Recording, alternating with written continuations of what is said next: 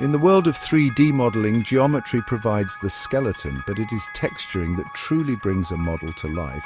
Imagine a sculptor meticulously shaping clay only to leave it bare and colorless. Texturing is akin to the paint, the glaze, the intricate carvings that transform a simple form into a captivating work of art. At its core, texturing is the process of applying surface detail and color to 3D models. It allows us to create the illusion of materials like wood, metal, skin, and fabric, adding a layer of realism and visual interest that would be impossible with geometry alone.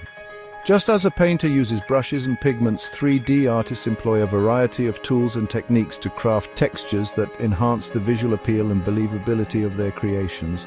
Without textures, 3D models would appear flat and unrealistic. Texturing breathes life into these digital creations, transforming them from simple shapes into compelling visual stories.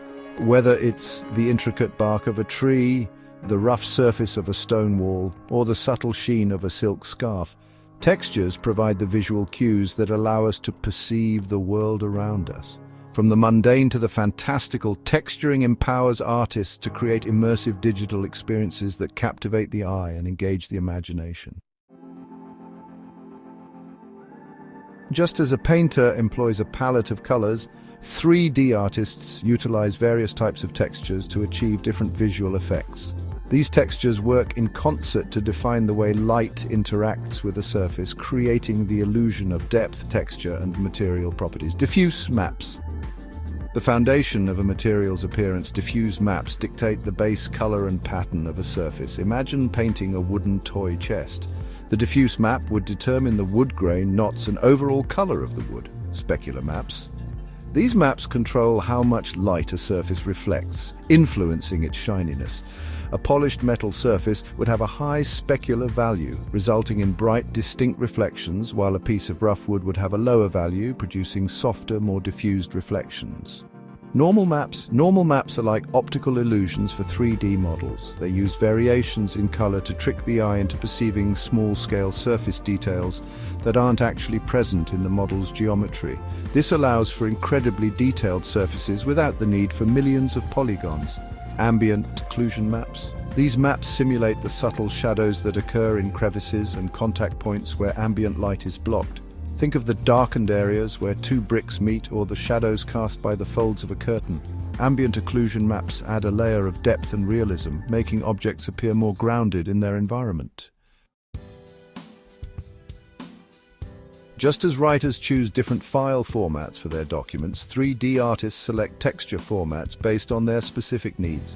Each format comes with its strengths and weaknesses, primarily concerning file size, compression, and transparency support.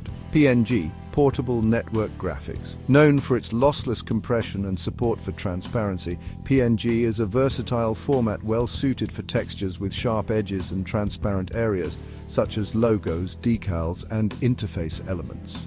JPEG, Joint Photographic Experts Group. This popular format excels at compressing images with complex colors and gradients, making it ideal for photographic textures. However, JPEG employs lossy compression, meaning some image data is discarded during compression, potentially leading to a slight loss in quality, especially at higher compression rates. TIFF, Tagged Image File Format. Favored for its ability to handle high-quality images and metadata, TIFF is a robust format often used in professional printing and photography. However, its larger file sizes may impact performance in real-time rendering. Choosing the right format involves balancing image quality, file size, and software compatibility. For instance, if you need a texture with a transparent background for a character's eye, PNG would be the optimal choice. Conversely, a detailed photograph of a forest floor might be better suited for JPEG to keep file sizes manageable. Imagine trying to wrap a large present with a small piece of wrapping paper. You might be able to stretch it, but the paper would be thin and the image would become distorted. Texture resolution works similarly. It refers to the number of pixels used to create an image, directly impacting the level of detail and sharpness. Choosing the right texture resolution depends on the intended purpose and platform.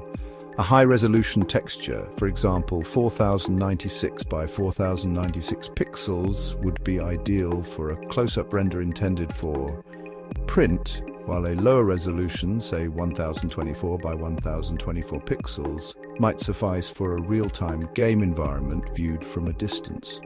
Higher resolutions offer more detail but come at the cost of increased file sizes and rendering times.